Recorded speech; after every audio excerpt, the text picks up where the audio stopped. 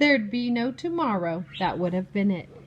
"I'll reward you, young friend," said old Kermit, "that's what.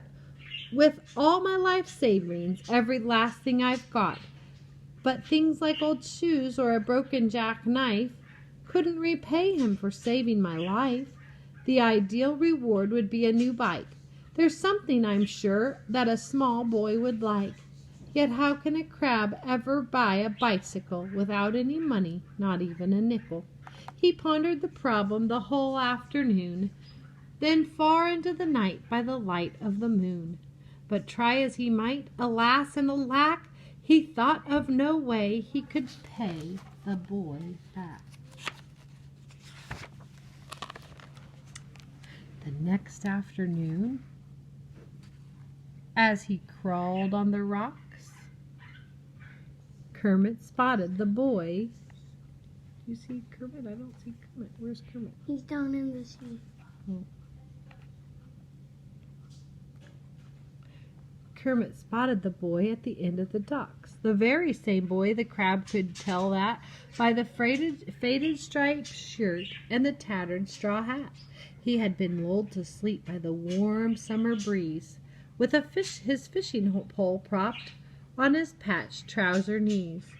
I might help him to catch a big fish," Kermit thought, "if there's any big fish around here to be caught." "Garner, we heard you caught a big fish recently. That's exciting." Of course, he must first find the boy's baited hook, so he scrambled out into the bay for a look. Just a few yards away from the pilings he found it, with a school of small minnows all swarming around it. Lightly gripping the line just below the lead weight, Kermit tiptoed along gently, dragging the bait. If he happened to give it at least the least little jerk, the boy would reel in and his plan wouldn't work. So Kermit kept on till he came to a ledge, where he stopped to peer cautiously over the edge. Then, reaching as far as he could with his claws, he lowered the bait towards a halibut's jaws. The big fish took a look, and in one mighty scoop, both the worm and the hook disappeared in one whoop.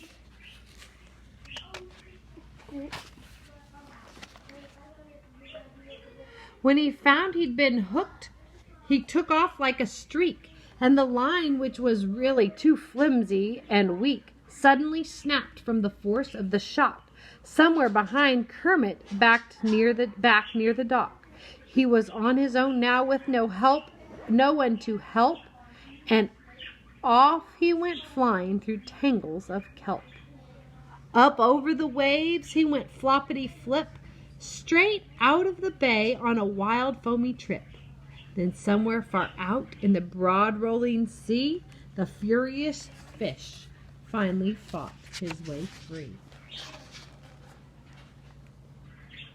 Way out in deep water the crab couldn't crawl.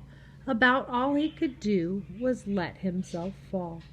And Kermit went tumbling down in slow motion into the dark, gloomy depths of the ocean, to the soft, sandy floor, where he lit with a plunk near the place where an old pirate ship had been sunk.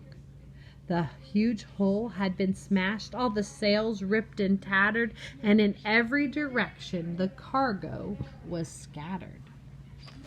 Does it say pirate?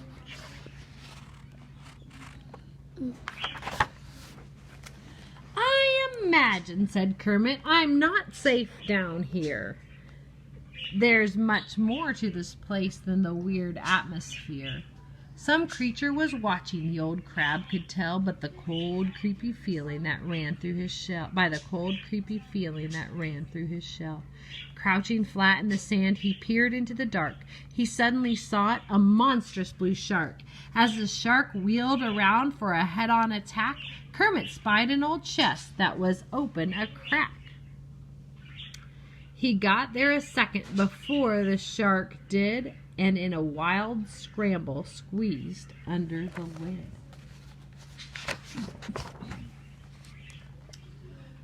Pushing hard with his snout, the big fish tried his best to force up the lid of the heavy old chest.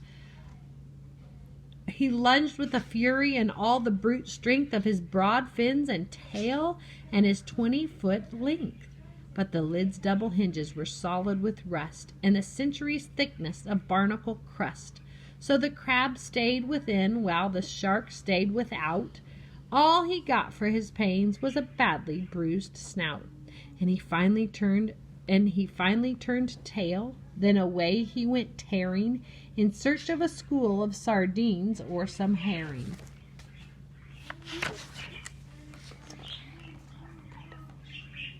Not until he was sure the big shark was long gone did Kermit look down to see what he sat on. The old chest was filled pretty near to the top with heaps of gold pieces that made his eyes pop. "How strange," Kermit muttered. "No one's found it before. It can't be much more than 2 miles from shore. But anyway, all this gold treasure is mine now, if I just haul it back from my castle to my castle somehow."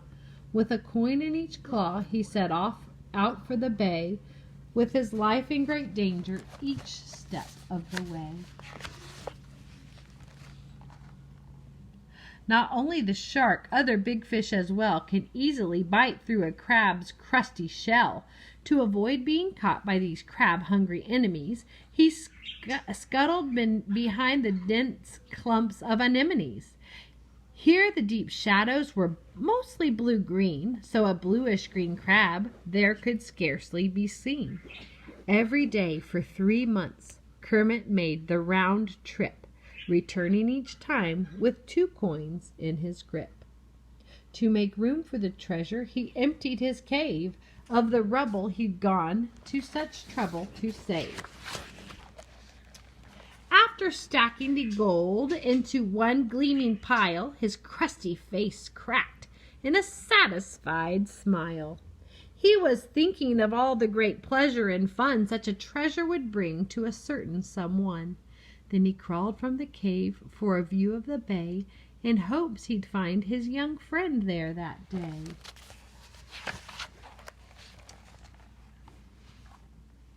Since the dock was deserted, he looked towards the shore, where he spied some small boys, 6 or more, tall ones and scrawny ones, one who was fat, but not one of them wore a striped shirt or straw hat.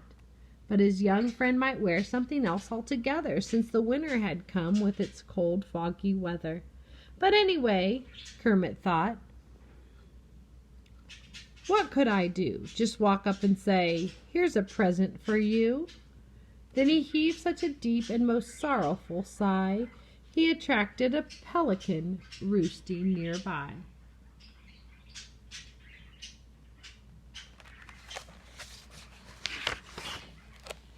"Now cheer up, old fellow," the big bird began, smiling as only a pelican can. "If you've got a problem, please let me suggest you tell it to me and get the thing off your chest." No one could resist such a big friendly smile, so the crab told his tale to him after a while, showed all the gold where he came to the end, and then tried to describe his heroic young friend. "That boy," said the bird, "is